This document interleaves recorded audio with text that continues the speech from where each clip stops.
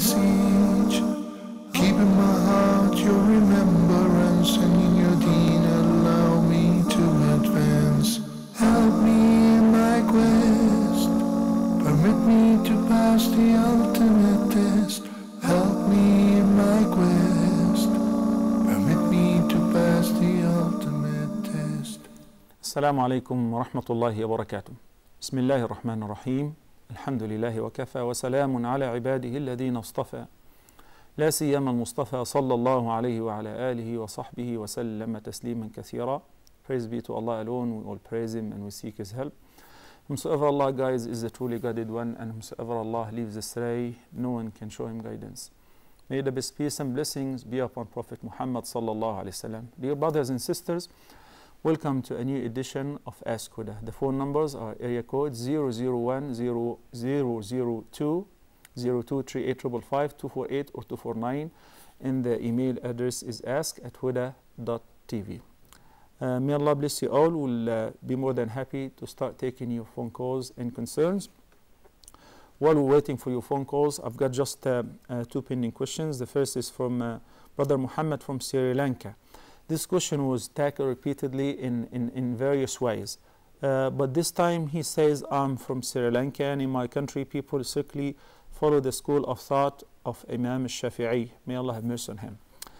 In this school of thought, touching a woman breaks your wudu ablution. So when Sri Lankans go for Hajj, they make intention to become Hanafis at the airport, so that they won't undergo the ruling of Imam al-Shafi'i with regards to touching women. And then when they finish their Hajj, when they return, they change back to Shafi'i. May Allah guide us to what's best.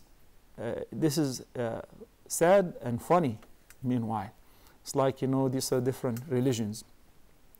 And we stated repeatedly before that these Imams were searching for the truth. If Imam al-Shafi'i, may Allah have mercy on him, was alive today, and you've got the profound and the sound proofs that oppose his opinion, he would disregard his view right away. And he's done that repeatedly in his life. And that's why with Al-Imam al-Shafi'i himself, we've got Al-Qadim and Al-Hadith, which means his view in the old madhab and his view in the new madhab, based on the available references.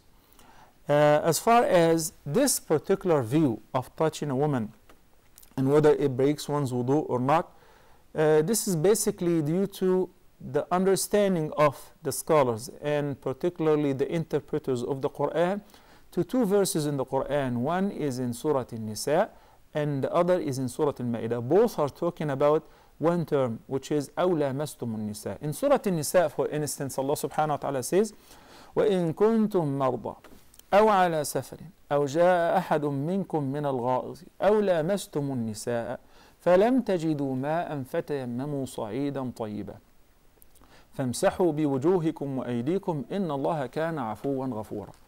That's verse number 43, as I said. The other verse is verse number 6 of Surah Al-Ma'idah, which also mentions the term أَوْلَا مَسْتُمُ النِّسَاء. Abdullah ibn Mas'ud and Abdullah ibn Abbas, Turjuman al-Quran, may Allah be pleased with them, and others of At-Tabi'een, all reported that the word أَوْلَا مَسْتُمُ النِّسَاء is a metaphor. And it refers to the actual meaning here, which is al-jima' or having a sexual intercourse. So the ayah says that in case you are in a state of major impurity and there is no water, there are four states that the ayah talked about. In kuntum marda أو على سفر أو جاء أحد منكم من الغائط أو لامستم النساء فلم تجدوا ماء. So it talks about whether the minor or the major impurity. So they said أو لامستم النساء, in case you had an intercourse with your spouse, which right away it mandates a ghusl in order to lift the major impurity. So what happens if there is no water? فَتَيَمَّمُوا صَعِيدًا طَيِّبًا. In this case, you may seek the tayammum by soaking your hands against the pure dust in your hands and face. That will lift the major impurity, exactly similar to what the wudu does in order to lift the minor impurity, and what the ghusl does in order to remove the major impurity. And Imam al-Shafi'i was one of those who took the term lamastum literally. Al-lams in Arabic is to touch. اللمس is to touch. So he said a man touches a woman, even if this woman is his own wife, that would require him to perform wudu.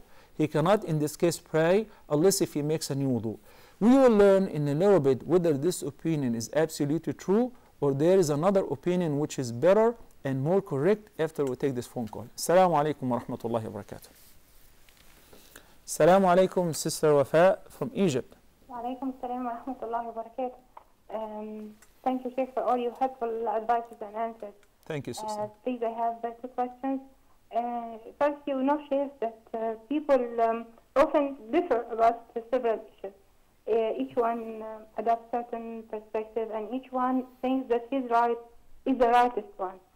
And the discussions turn into anger, turn into fighting. For us as Muslims, what are the etiquettes of disputing, especially in this time? Okay, may I ask you what kind of subject that they're disputing?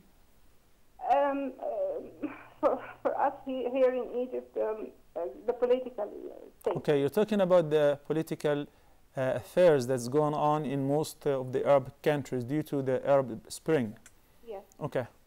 Secondly, as the time of Hajj is coming soon, inshallah, would you please give an advice for the people who volunteer of giving fatwa, mostly without knowledge, and for those who ask for fatwa from their friends, from their mates?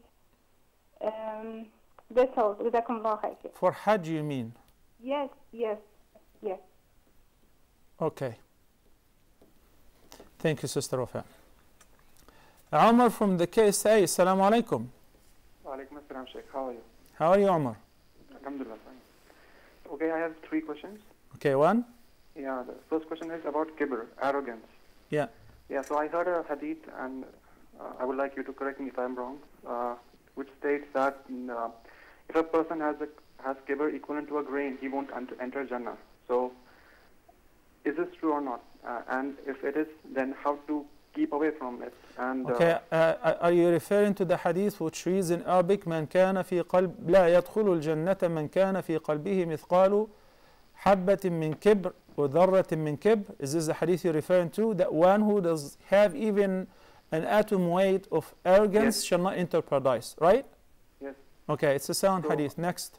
Yeah, so I want to know if one has, so I think most people, I don't know, but Allah knows best, but most people have even a grain, equivalent to a grain. So how to keep away from it, and how, and if one has, so how do we seek forgiveness from it? Okay. Okay. Yeah, and second question is, so it is prescribed to make dua in sujood and before taslim. So what I do is that, so if the Imam says, if Imam is in sujood, and he says Allahu Akbar. So I elongate a couple of seconds making sujood, and so I stand up after a couple of seconds. I delay standing up. So is it correct or not? Same is with the taslim. If the Imam says Assalamu alaikum wa rahmatullah, both the sides, so I delay making salam the same for a couple of seconds, and after that I do the taslim. So is it correct or not? A couple of seconds, I can't really count a couple of seconds. By saying 1, 2, these are already 2 seconds. So you're not talking about a significant delay. Yeah, if you're talking about a real delay, which may lead to that the Imam indulges into the second rukn and into the third rukn. No. Before the Imam says any other Allahu Akbar, so I stand up before that. But I don't miss any of the sujood or the ruku. Okay. So what's restricted is to line up with the Imam, so that if he's rising up, you rise up with him. If he's going for sujood, you go with him. While he's talking. That's prohibited. That is prohibited, and what's also prohibited is to compete with him. But the right order is once the Imam rises up and you hear the complete word of the takbir or Sami Allahu liman hamida or the taslim, then you proceed on. This is normal. Sometimes the Imam makes a short sujood, so I can't make dua in sujood or before taslim. So what should I do? I'll answer you inshallah.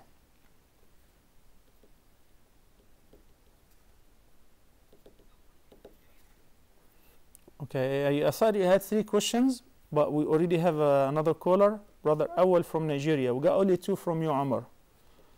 Awal from Nigeria, assalamu alaikum. Alaikum assalam wa rahmatullah. My question is, when I was reciting Surah Al-Rahman, that's chapter 55, verse that.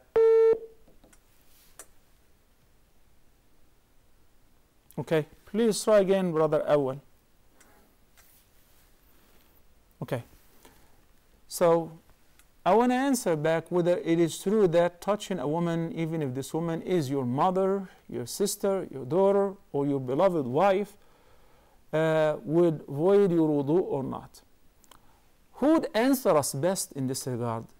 I believe it would be any of the wives or the daughters of Prophet Muhammad sallallahu alaihi wasallam. And we have a hadith in this regard in which Aisha, may Allah be pleased with her, and others narrated that the Prophet sallallahu alaihi wasallam, upon going to the masjid, he would kiss his wife. So he would have tahara, and while he's going to the masjid, he would give his wife a farewell kiss, and he would not make a new wudu. So what does this indicate? It indicates that touching a woman or even giving her a hug, I'm talking about a woman who's lawful for you, or a mahram, would not invalidate your wudu. Or even if she's not your mahram, but I'm talking about what's lawful for you. Because it is not permissible for a man to touch a woman who's not lawful for him, nor is she his mahram, without a barrier, of course. But now, this hadith and other hadith indicate that the Prophet ﷺ did not really have to make any wudu. So the opinion of the Jumhur and the opinion of Abdullah ibn Abbas and Abdullah ibn Mas'ud and Mujahid and Ikrimah of At-Tabi'in and others is more correct in this regard. That the word أَوْ لَامَسْتُمُ النِّسَاء means or refers to the jima', rafath, or having an intercourse with your spouse. That would require ghusl. In case that there is no water, you can resort to tayammum instead, and that will be sufficient. It does not refer to mere touch or the literal touch, which would require ablution in order to lift the minor impurity. So, even if you are Shafi'i al-Madhab, you studied the Madhab of Imam Shafi'i, may Allah have mercy on him, you're not required to comply with this opinion because we have the more correct view. What's not accepted at all is when you shop for fatwa based on the easiest.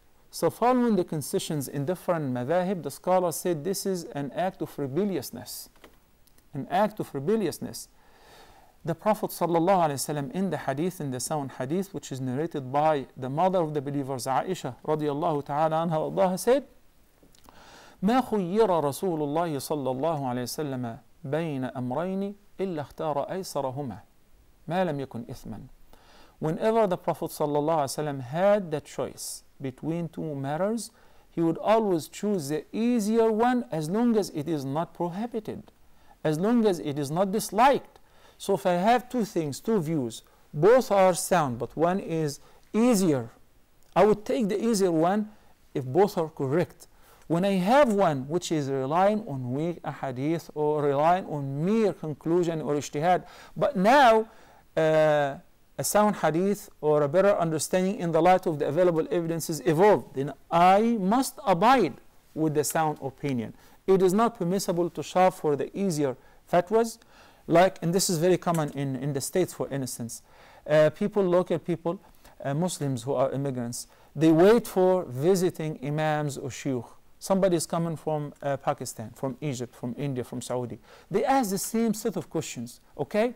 And whenever any of the imams, so this question has been asked tons of times, but whenever any of them said, yes, it is halal, even if he's not fully aware of the complete picture, they say, well, Imam so-and-so said it is halal, and now they author books and they publish it and they circulate the fatwa. Why? Because 1 out of 10 or 20 or 100 said it is halal. Maybe he's not fully aware. And on the other hand, those who are very strict, they would take the view of any person who says it is haram for something which is maybe permissible, and they want to impose it on others. Neither this nor that is accepted. Wallahu ta'ala a'la wa a'lam. Assalamu alaikum wa rahmatullahi wa barakatuh. Rajab from Egypt. Salam alaikum. Alaikum salam wa barakatuh. How are you, Dr. Muhammad? Alhamdulillah, thank you for asking. Doctor, I want to ask some questions concerning the inheritance. The first is about if the father... Inheritance, Brother Rajab, inheritance. Present your questions in writing via email. Yeah, I want to ask about inheritance. In writing. Send us an email. I'll be more than happy, inshallah, to reply to your email. Yes, okay? Thank you. Jazakallah. Any other questions other than inheritance?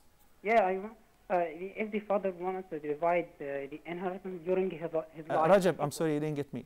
If you have any other questions besides the inheritance inquiries. What? Do you have any other questions other than the inheritance? No. Okay. As far as the inheritance, send us an email to ask@huda.tv. Thank you so much. Nusrat from the KSA. Assalamu alaikum. Walaikum assalam wa rahmatullahi wa barakatuh.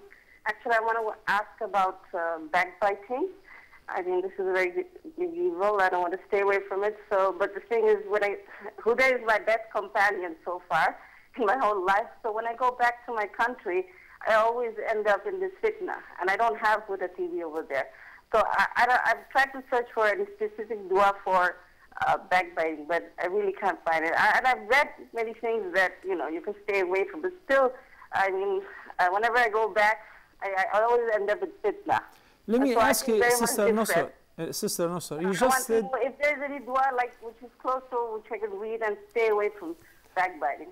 And I think blessed is the one who has good companions like sheikhs and, good people. So I just want to know about how I can stay away from this evil. Do you really mean that Huda TV helps you to quit backbiting? Yes. Okay. Yeah. Okay. And, yeah, that's it. Thank you, Sister Nusra. Barakallah fiqh. Abu Safwan, calling from Kuwait. Assalamu alaikum. Assalamu alaikum, Sheikh. How are you? Wa alaikum assalam wa rahmatullahi wa barakatuh. Great, alhamdulillah. Sheikh, I have a question regarding Hajj and Umrah. Because now it is becoming more difficult, more expensive. Because everything, everybody is reaping benefit out of this. Like hotels are very expensive, airlines are... the tickets are expensive and everything. So generally there is a tendency among people, what they are saying, why instead of spending money, if you have once you have done for Umrah and Hajj and you have completed your farad, then better you should give this money to a poor rather than going every now and then or every Ramadan for Umrah and every year for Hajj. So how you look at, what would you like to advise us? Okay. Thank you, Abu Safwan. Jazakallah khairan. May Allah bless you. Brother Muhammad from the KSA. Assalamu alaikum. Assalamu alaikum, Sheikh. Wa alaikum assalam wa rahmatullahi wa barakatuh. How are you, Sheikh? Alhamdulillah. Thank you for asking. I have one question. Can someone go for this infertility treatment if a couple did not conceive for 8 years? That is IUI treatment. Yes, sure. Why not? In addition to making dua and increasing the istighfar, seeking the proper means of medication, hoping that Allah will bless you with a righteous child, is permissible. Okay? And if that person is you, we ask Allah subhanahu wa ta'ala to bless you and your spouse with the wonderful child or children, inshallah. May Allah make it easy for you. And the best mean, trust me, the best mean via, of course, the Quran statement, in addition to the experience, is increased making istighfar. And if you have a chance to perform Umrah or Hajj, even if you cannot afford it, you ask somebody to bring Zamzam water for you, and before you drink Zamzam water while facing the Qibla, you invoke Allah subhanahu wa ta'ala, رَبَّنَا هَبْ لَنَا